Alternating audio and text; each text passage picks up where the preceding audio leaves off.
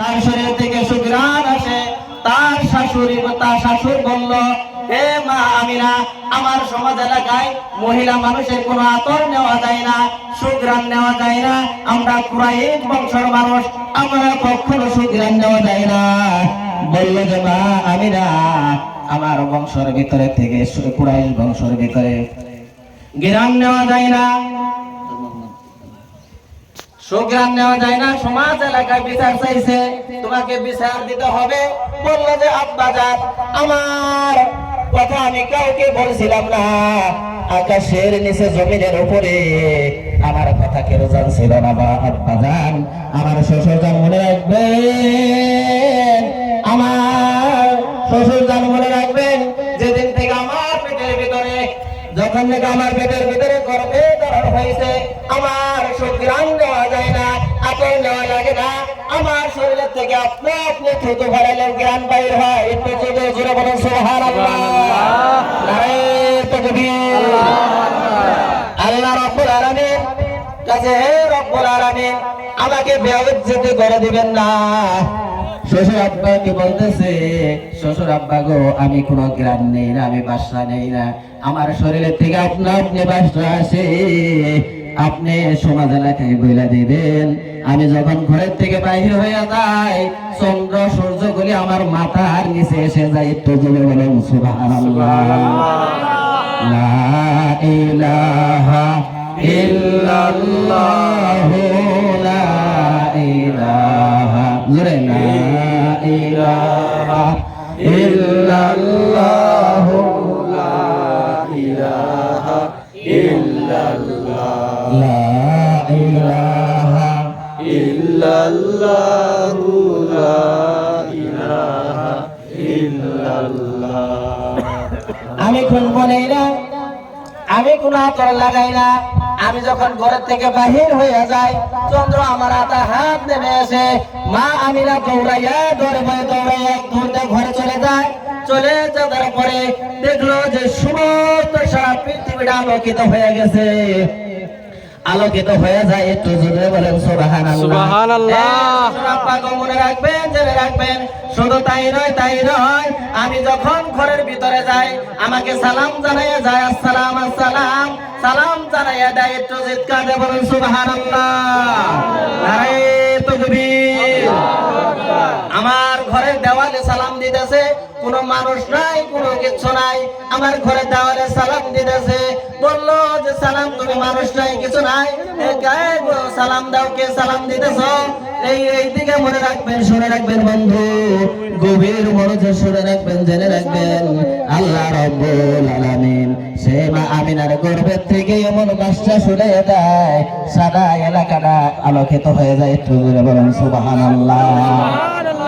মা আমিনা ঘরে যায়, সালাম দিয়ে দেয়। তারপরে আমার একজন মহিলা যায়, মহিলা যাওয়ার পরে একটা ফুলের মালা দেয়, মা আমিনাকে পরাইয়া দেন। একটু জোরে বলেন সুবহানাল্লাহ। মা আমিনাকে ফুলের মালা দিয়ে পরাইয়া দিল, আহলান সাহলান জানাইয়া দিল, সুস্বাগতম জানাইয়া দিল, গুড মেসেজ জানাইয়া দিল। হে মা আমিনা, তুমি শুনে রাখো, জেনে রাখো, আল্লাহ রাব্বুল আলামিন আমাকে পাঠাইছেন। জোরে বলেন সুবহানাল্লাহ, সুবহানাল্লাহ। মা আমিনা বলল, ঘরের ভিতরে কোনো মানুষ নাই, কোনো মহিলা নাই, কে তুমি, কোথায় থেকে আসলা, কোন থেকে মহিলা আসলা? যে বলল যে মা আমিনা গো, তুমি শুনে রাখো, জেনে রাখো, আমি কোন ধরনের তোমাকে খারাপ করতে আসি নাই। আল্লাহ রাব্বুল আলামিন আমাকে জান্নাত থেকে পাঠিয়ে দিয়েছেন। ফুলের মালা তোমাকে পরাইয়া দিবে, তোমাকে জানাইয়া দিল, কয়েকদিন পরে বিশ্ব নবী তোমার ঘরে এসে যাবে। জোরে বলুন সুবহানাল্লাহ, সুবহানাল্লাহ। আমার বন্ধু সকল, ভাই সকল, মুরব্বী সকল, গভীর মনোযোগ দিয়ে শুনে রাখুন, জেনে রাখুন, আল্লাহ রাব্বুল আলামিন তাকে মাঝে জানিয়ে দিলেন। আমার 2 নম্বর মহিলা এসে গেলেন। একটু চিৎকার দিয়ে বলুন সুবহানাল্লাহ। 2 নম্বর মহিলা এসে গেলেন। 2 নম্বর মহিলা আবার ফুলের মালা নিয়ে আসলেন। ফুলের মালা নিয়ে এসে মা আমিনাকে পরাইয়া দিলেন যে তোমাকে আমি খুশখবরি জানানোর জন্য, স্বাগতম জানানোর জন্য, আহলান সাহলান জানানোর জন্য, গুড মেসেজ জানানোর জন্য আল্লাহ রাব্বুল আলামিন আমাকে জান্নাতে থেকে পাঠিয়ে দিয়েছেন। হে মা আমিনা, তুমি মনে রাখো, জেনে রাখো, কয়েকদিন পরে তোমার পেটের থেকে মুহাম্মদ রাসূলুল্লাহ সাল্লাল্লাহু আলাইহি সাল্লাম আসতে চিৎকার দিয়ে বলুন সুবহানাল্লাহ। তিন নম্বর মহিলা আসলেন, 2 নম্বর মহিলা চলে গেলেন, 3 নম্বর মহিলা আসলেন। 3 নম্বর মহিলা ওরকম ভাবে ফুলের মালা নিয়ে আসলেন। ফুলের মালা নিয়ে আসতে পরে মা আমিনাকে স্বাগতম জানাইয়া ফুলের মালা পরাইয়া দিলেন। মা আমিনা বলল, তুমি কোন জায়গায় থেকে আসলে? তোমাকে আমি পরিচয় চিনি না, তোমাকে আমি চিনি না, তুমি কারা গো? বললো যে মা আমিনা গো, তুমি আমাকে চিনবা না, আমি জান্নাতের থেকে আসছি। আল্লাহ রাব্বুল আলামিন আমাকে জান্নাতের থেকে পাঠিয়ে দিয়েছেন, আমার বাসস্থান হলো জান্নাত। একটু জোরে বলুন সুবহানাল্লাহ। আমার বাসস্থান হলো জান্নাত। তোমাকে গুড মেসেজ জানাই দেওয়ার জন্য কয়েকদিন পরে তোমার পেটের থেকে আসবেন জনাবে মুহাম্মদ রাসূলুল্লাহ সাল্লাল্লাহু আলাইহি সাল্লাম, তোমার পেটে গর্ভধারণ হয়ে যাবে। একটু চিৎকার দিয়ে বলুন সুবহানাল্লাহ। 1 নম্বর মহিলা যিনি আসছিলেন সে হলো ফেরাউনের স্ত্রী। ফেরাউনের স্ত্রী আপনারা নাম শুনছেন? 1 নম্বর ফেরাউনের স্ত্রী আসছিলেন আসিয়া। যখন নাকি আসিয়াকে বিরাট অত্যাচার করতো ফেরাউন, গাজাল দিয়া পিঠে চিৎ করে শোয়াইয়া তাকে বালুর মধ্যে শোয়া তাকে শাস্তি দিত। যেদিন থেকে দুনিয়া থেকে বিদায় হয়ে যায় রে বন্ধু, সেদিন আহাত করে চির বিদায় নিয়েছেন মা আমিনার জন্য। সেই ফেরাউনের স্ত্রীকে আসিয়াকে বাড়াইয়া দিয়েছেন।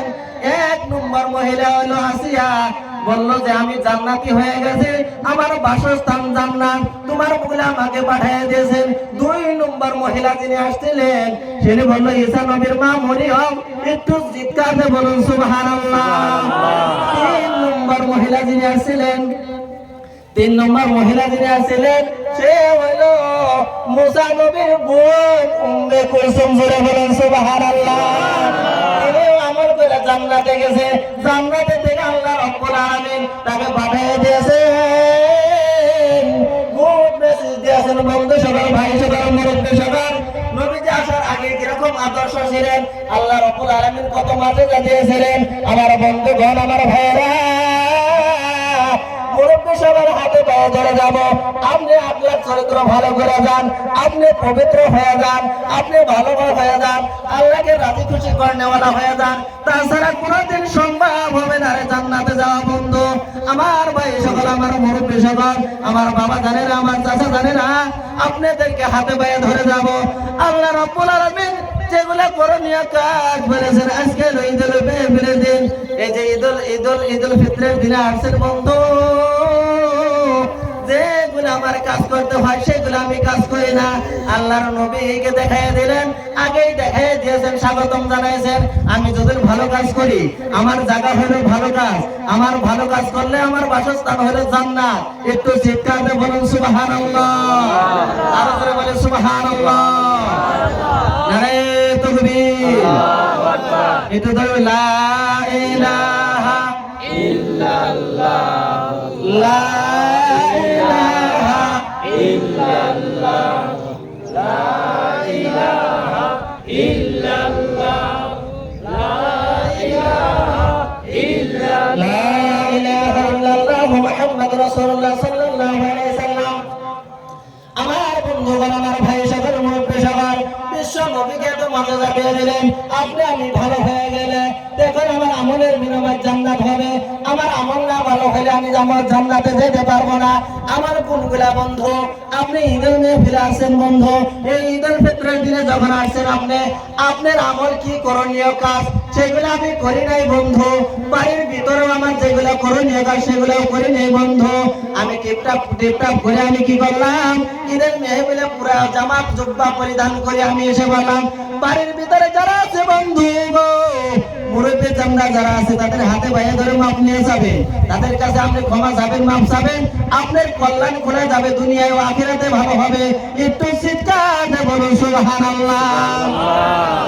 দিনের কাজ করলে অল্প কষ্ট হবে, দিনের কাজ করলে অল্প মেহনত করতে হবে, কষ্ট হবে, পুরা কষ্ট হবে, পুরা কষ্ট হবে। বিলাল রাদিয়াল্লাহু তাআলা আনহু উম্মিয়া ঘরে গোলাম থাকতো, আর কলেমা পড়তো, কলেমা মানতো, তাকে পিটাই করতো বন্ধু।